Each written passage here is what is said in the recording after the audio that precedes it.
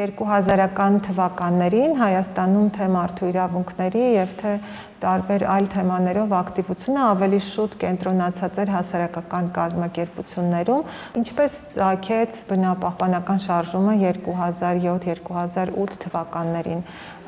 Մինչ այդ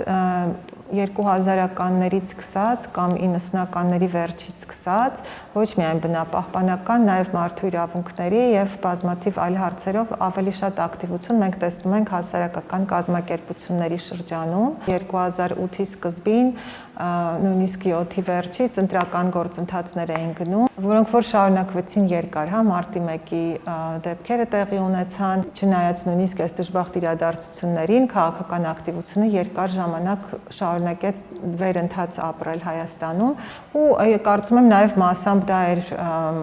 նախադրյալներ ստեղծում, որպեսզի բնապահպանական եւ մյուս քաղաքացիական շարժումները կարողանան ավելի հզորանալ։ Եթե հիշենք, թե ինչ բնապահպանական ակտիվություն եւ ինչ շարժումներ եղան 2008 թվականից սկսած, դրանց թվում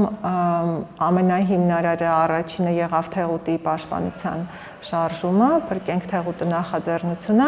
որին հաջորդեց հետո թրջկանջրվեժի պաշտպանությունը, դրանից հետո եղավ Մաշտոցի պուրակի պաշտպանության գործընթացը, հետո արդեն ոչ բնապահպանական որոշ էլի, բայց շատ կարևոր ակտիվ շարժումներ ընթացան,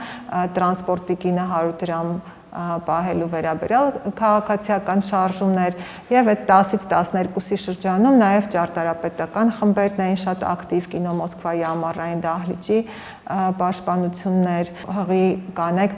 պայքարում էին իրենց արձակուրդի ընթացքում ամբողջովին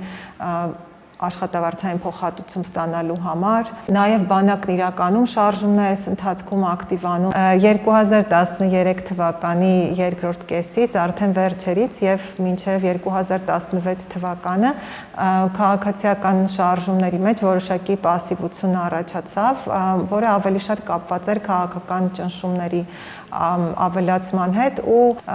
սա համընկավ քաղաքական իրադարձությունների առումով Ռուսաստանի հետ գազի պայմանագրի կնքման հետ եւ ԵԱՏՄ մտնելու հետ, բայց այս ընթացքում մասնավորապես 15-16 թվականներին տեսնում ենք բնապահպանական առումով տեղային բավականին հետաքրքիր հզոր պայքարներ, որոնք նաև նախադեպ են ստեղծում հետագա ավելի լայն շարժումների համար։ Դրանցից կարելի է նշել Մեծ Այրումի Պոչամբարի դեմ պայքարը, ինչպես նաև Արտվիում հանքի, ոսկու հանքի բացման դեմ պայքարը, որոնք շատ հետաքրքիր մեթոդաբանություններ նաև ստեղծեցին, որ հետագայում օգտագործեցին նաև այլ շարժումները։ 2018-ից մինչև 20 թվականը ամենախոշոր շարժումը Ամուլսարի շարժումն էր, որը շատ ավելի լայնամասշտաբ միջազգային հարթության բերեց Հայաստանի բնապահպանական շարժումը։ Մինչ այդ 2000-ականների սկզբին կար էկոլոգիական կազմակերպությունների կոալիցիան, որը որ տարբեր մեթոդներով փորձում էր Հայաստանի կառավարությանը հասկացնել, թե ինչու են վատ եւ ինչով են վատ, վտանգավոր հանքարդյունաբերական այդ խոշոր նախաձեռնությունները։ Խորհրդային տարիներից հետո կարելի է ասել Թեղուտի հանքի ծրագիրը ամենախոշոր այդպես ներդրումային ու նաև բնապահպանության առումով մեծ վնաս հասցնող նախաձեռնություններ եւ հավանաբար դա է պատճառը, որ մեծ աղմուկ բարձրացրեց եւ սկզբում մեր հանրությունը առանձնապես փորձ չուներ առնչվելու հանքարդյունաբերության թեմաներին բնապահպանական դիտանկյունից եւ երբ որ օրինակ առաջին ցույցերն էին տեղի ունենում շատ ժամանակ մարդիկ մոտենում ու հարցնում, բայց ինչու է հանքը վատ, չէ որ այնտեղ աշխատատեղեր են առաջանալու, չէ որ մեր երկիրը արտադրություն կունենա։ Նաև այլ մարդիկ են լինում, ովքեր տեսնելով օրինակ ցույցերը միշտ հարցնում էին, ասենք դուք ինչ կուսակցության եք պատկանում, ով է ձեզ ֆինանսավորում, այսինքն թե բովանդակային առումով եւ թե ֆորմատային առումով Հայաստանի հանրության համար անհասկանալի էր այն ինչ որ սկսեց տեղի ունենալ։ Հետո արդեն Թեղուտի պաշտպանության շարժումը աստիճանաբար պատասխաններ տվեց այս բոլոր հարցերին, թե արդյոք հանքերը արտադրություն են օրինակ նպաստում Հայաստանում, պարզվեց, որ այլևս խորհրդային ժամանակաշրջանից հետո որևէ հանքարդյունաբերական ծրագիր եւ անգամ արդյունաբերական որևէ ձեռնարկություն պետական չէ, դրանք բոլորը մասնավոր են, ուստի շահույթները գնում են մասնավոր գրպաններ։ Պարզվեց, որ պետությանը հարկերը շատ քիչ են վճարվում, որ բոլոր այն աշխատատեղերը, որոնք կարծես թե ստեղծվում են, իրականում ստեղծվում են այլ աշխատատեղերի ավերման հաշվին։ Իմ կարծիքով շատ մեծ կարևորություն ունեցավ թեղուտի շարժումը հենց այս գիտակցությունը Հայաստանի հանրությանը տեղ հասցնելու համար։ Երևի սխալված չեմ լինի, որ ասեմ 2012-ից սկսած արդեն որևէ հանքարդյունաբերական ծրագիր Հայաստանում չկարողացավ առանց մեծ բողոքների հաստատվել եւ շատ քչերը կարողացան ընդհանրապես հաստատվել։ Ինչով էր տարբերվում 2000-ականների պայքարը նախորդ շրջաններից։ Հասարակական կազմակերպությունները հիմնականում աշխատանքային մեթոդ էին ընտրում, կառավարության հետ բանակցությունները կամ նամակները, տարբեր ձևի գրավոր ու բանավոր քննադատությունները, ինչ որ առումով հույս ունենալով, որ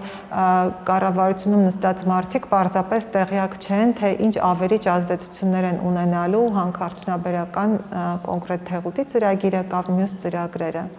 Ինչ որ մի փուլում բանը հասավ նրան, որ պարզ դարձավ այդ վնասների մասին, կարծես բոլորը գիտեն, հարցը ուղղակի շահերին է վերաբերվում։ Եվ այն փուլում, երբ որ հասարակական կազմակերպությունները արդեն կարծես թե սպառեցին իրենց կողմից գործածվող մեթոդները, երիտասարդներ, որոնք որ տեղեկացել էին այդ խնդիրների մասին գուցե հենց հասարակական կազմակերպությունների միջոցով, որոշեցին, որ չեն հանձնվելու այս փուլում եւ ուրիշ ձևի են շարունակելու պայքարել, ու պայքարը տեղափոխվեց փողոց։ Մոտավորապես ամեն շաբաթ տեղի են ունենում ցույցեր կառավարության դիմաց հանուն թեղուտի պաշտպանության եւ շատ կրեատիվ մեթոդներով օրեր էին լինում, որ թեղուտի անտառի կենդանիների դիմակներով էին ցույցեր լինում, օրեր էին լինում, որ երթեր էին լինում։ Ցույցերը նաեւ բացի կառավարությունից տեղափոխվեցին հենց ֆինանսավորող հաստատությունների առջև, ու սա կարծեմ, որ առաջի անգամ տեղի ունեցավ Հայաստանում, որ սկսեցինք նայել, թե որտեղից են գալիս գումարները։ Թեղուտի դեպքում ռուսական ֆինանսավորմամբ ծրագիրեր, հիմնականում VTB բանկներ այնտեղ ներգրաված, նաև ներգրաված են եվրոպական ընկերություններ, ու թեղուտի շարժումը նայեց այս ֆինանսավորողների, ներդրողների ուղղությամբ եւ բողոքի ալիքը նաեւ ուղղեց նրանց ուղղությամբ։ Սա նաեւ մի ստրատեգիա է, որը հետագայում այլ շարժումների մեջ բազմիցս օգտագործվեց, մասնավորապես Ամուլսարի ժամանակ սա շատ կարևոր ստրատեգիա դարձավ։ Թեղուտից հետո մյուս առանցքային իրադարձությունը թռչկան ջրվեժի համար պայքարներ։ Այստեղ խոսքը գնում էր ջրվեժի եւ գետի վրա հիդրոէլեկտրակայանի կառուցման մասին, որը որ վերացնելու էր ջրվեժը իր եղած տեսքով։ Թռչկանի դեպքում նաև մենք տեսանք ակտիվացած արշավականների խմբերի, տուրիստական խմբերի, որովհետև այս ջրվեժը հայտնի տուրիստական ուղղություններ եւ շատերը այնտեղ անցկացնում են իրենց հանգիստը ու նաև իրենց աշխատանքի, իրենց վաստակի միջոցներից մեկն էր դա։ Մյուս առանցքային իրադարձությունը 2012 թվականին Մաշտոցի պուրակի շարժումն է, որը որ փաստացի հանրային տարածքի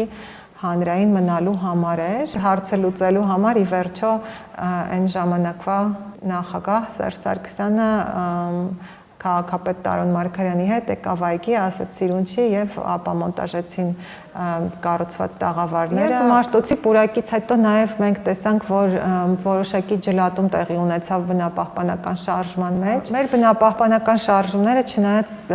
կոնկրետ նպատակներ ունեցող շարժումներ էին, օրինակ թեղուտի նախաձեռնությունը ձգտում էր թույլ չտալ, որպեսզի բացվի թեղուտի հանքը։ Թռչկանի նախաձեռնությունը պայքարում էր, որպեսզի հիդրոէլեկտրակայանը չկառուցվի։ Մաշտոցի պուրակի նախաձեռնությունը, որպեսզի բուտիկները ապամոնտաժվեն եւ այգին մնա հանրային տարածք, բայց միևնույն ժամանակ այսպիսի կոնկրետ նպատակներ ունենալով հանդերձ